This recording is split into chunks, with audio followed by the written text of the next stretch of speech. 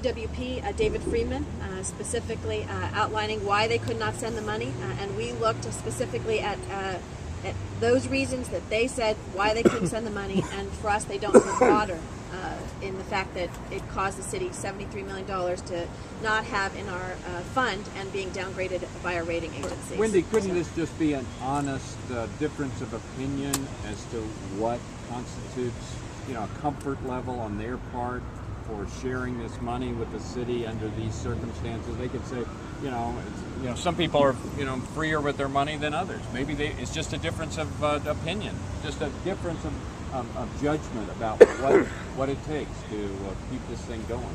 Well, when you look at all of the 5 reasons that they gave in their letter, and that they definitively said, if we do this, we will be downgraded. We do not have the cash available to do this. We never anticipated, unless we received the ECAF, that we would not be able to transfer the funds, are just incorrect. So we believe that it's not just a difference of opinion. We believe that it is, in fact, that they could have sent the money and not put themselves in financial jeopardy.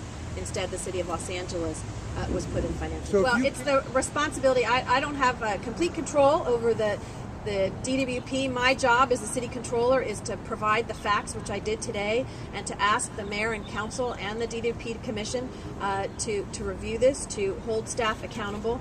And as the city controller, I'm going to ensure that happens, and to be able to see when it's appropriate to intervene at that time. But the most important thing is we wanted to put the facts on the table and to question whether or not they were able to transfer the money.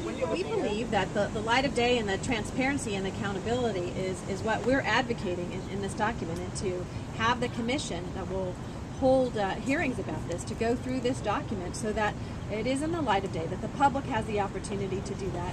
And I think that we have seen that it is the responsibility of mayor and council and the ratepayers to continue to push our elected officials to hold the department. If nobody loses their job over this, is that going to be sufficient accountability as far as you're concerned? Well, I think they need to look at the transfer, so we never get into a position where the transfer is withheld from the city and puts us in a precarious financial position. But that's not my question. My question is, would they? Well, would you be happy? Would you be satisfied if nobody's head got chopped off over here?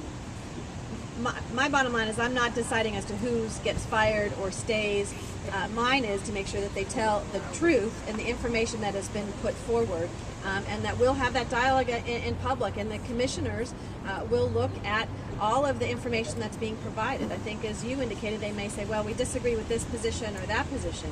The bottom line is, if you have transparency and if you have accountability, you'll be able to deal with particular positions that the department takes, and be able to have the public know exactly what's happening in the Department of Water and Power.